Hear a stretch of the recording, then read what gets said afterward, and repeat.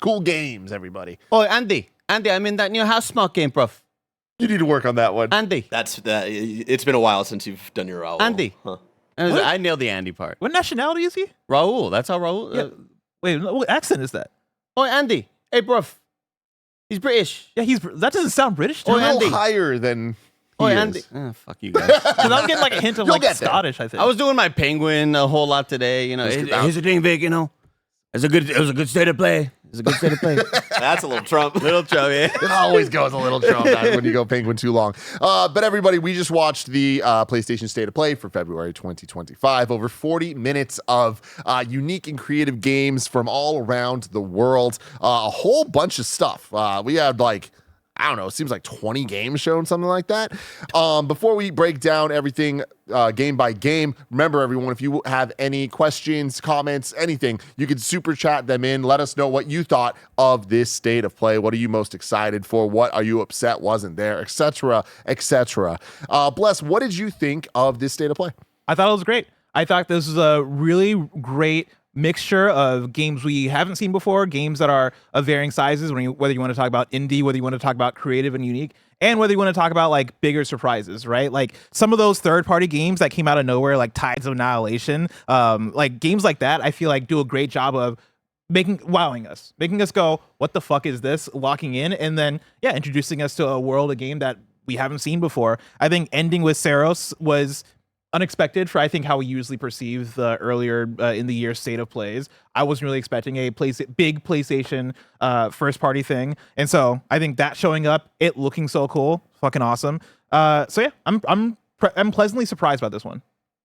Mikey. Well said, Bless. I'm right there with Bless. It was a great PlayStation State of Play. They didn't have me in the first half. I was kind of yawning, going, ooh, a lot of these titles aren't for me. But that second half, they really picked it up. They showed a lot of cool, new, interesting titles that wasn't on my radar that now are on my radar. And, man, 2025 and beyond, we are gaming. Andy Cortez. I would give this like a 9. This is an amazing for me if we're doing review scores. Because there was so many things that I wasn't expecting to see, and getting Liza P DLC in addition to all of these awesome looking action games, and I'm sure to some people who don't give a shit about these games, it just becomes noise.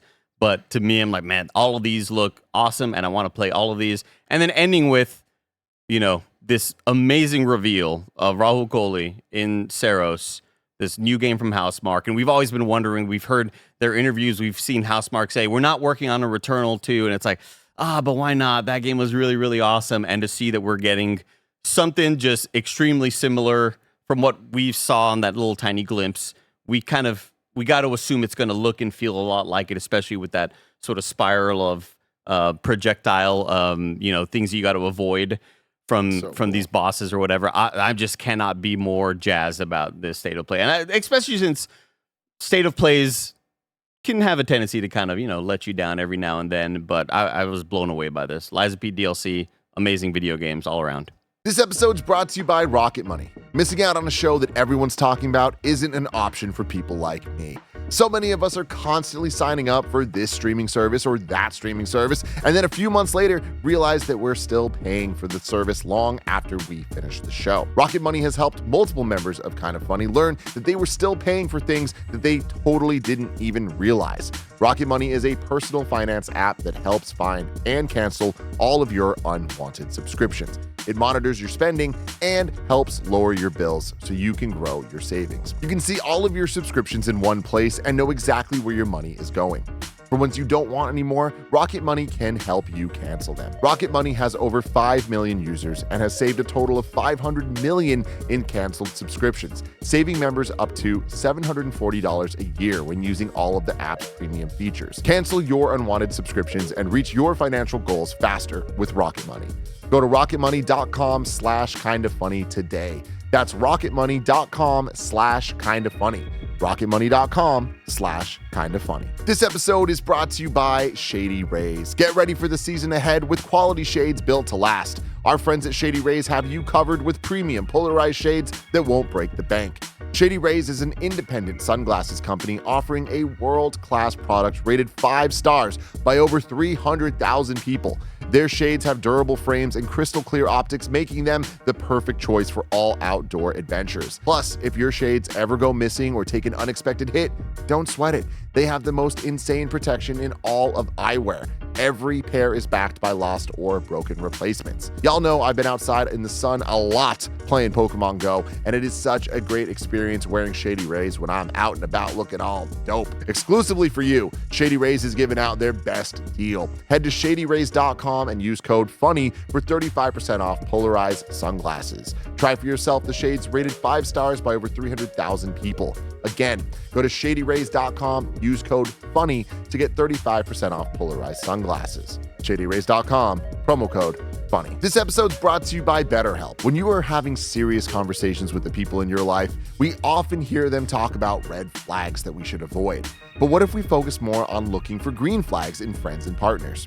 If you're not sure what they look like, therapy can help you identify green flags, actively practice them in your relationships, and embody the green flag energy yourself. Some of my best friends use BetterHelp and love how helpful it can be for learning positive coping skills and how to set boundaries. It empowers you to be the best version of yourself, and it isn't just for those who've experienced major trauma. If you're thinking of starting therapy, give BetterHelp a try. It's entirely online, designed to be convenient, flexible, and suited to your schedule, and it serves over 5 million people worldwide.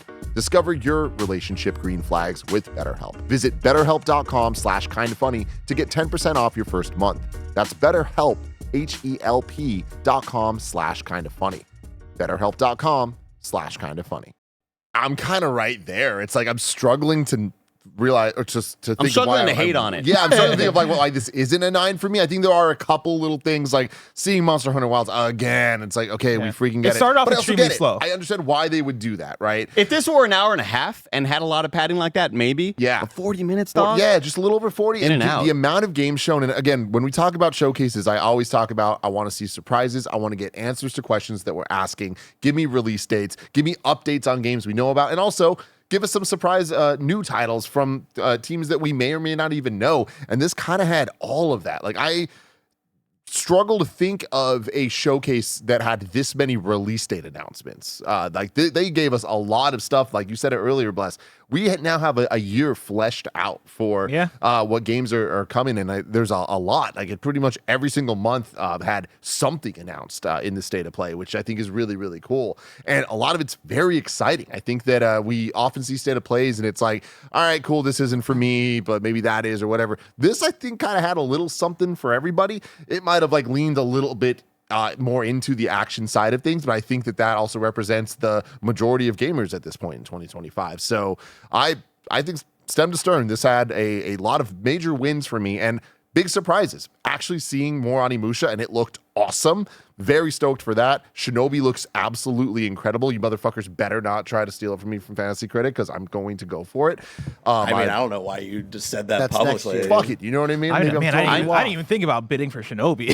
Oh, yes. I'm Okay, bidding a yeah, lot that of money one. on Shinobi. Yeah, I'm bidding for Shinobi, man. But yeah, getting big things like Liza P DLC, and then of course the new house mark at the end with roll, all that stuff. So freaking cool. A but great look at Hell Is Us, which is another game that I'm super big stoked question, for. Yeah. right? And for me, I've been asking, where's Midnight Walk? And now we know where it is, May 8th. That sounds like a great release date for that. Like this was a great state of play, because I think even we often say that a lot of the state of plays miss the opportunity to market games that are coming out soon. And it's like, why didn't they talk about this or why didn't they talk about that? They kind of did here, like Split Fiction and all that stuff. Like, even though we know about them, like, this is a great marketing opportunity to like showcase it alongside other games. And overall, I feel like this is not just a step in the right direction for state of play. I think this is like a dash in the right direction. So good for you. Yeah, this feels like I think they've found their flow for what state of play is and what I think it should be. Because I think for me, there were quite a few years there where I was so down on state of plays because it felt like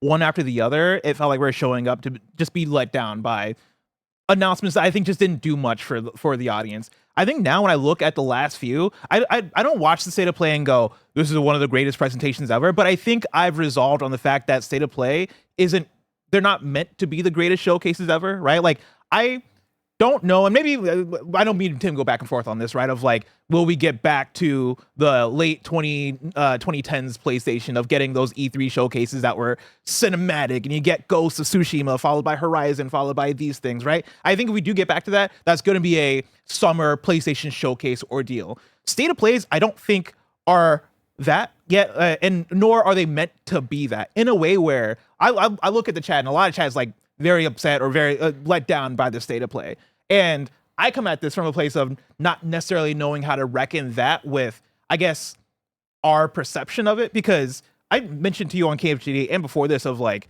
yeah, I'm coming at this with low expectations, and I think that's just because I know what State of Plays are meant to be, and even for those low expectations, I come out of this, and if I'm giving a score, right, I'm giving it an 8 out of 10.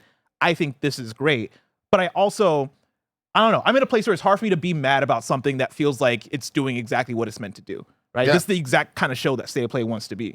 And I think bigger than that for me, why I'm as high as I am, is that it didn't have a lot of things that I expected, and instead had a lot of things that I didn't. And like, that's fun, you know. It's like, this didn't have Forza, this didn't have Indiana Jones, this didn't have Ghost even, which like I'm surprised by. Like, there's still going to be announcements coming soon that fill this year out even more for PlayStation having like a very solid lineup. And not just PlayStation, a lot of these games are coming to PC as well. I'm sure a ton of them are also coming to Xbox. Like, this is just if you go by a good year for games, man. If you go by the numbers and told me before I saw this, there's going to be at least over 6 to 7 video games that look awesome as shit, and one really mind-blowing first-party reveal.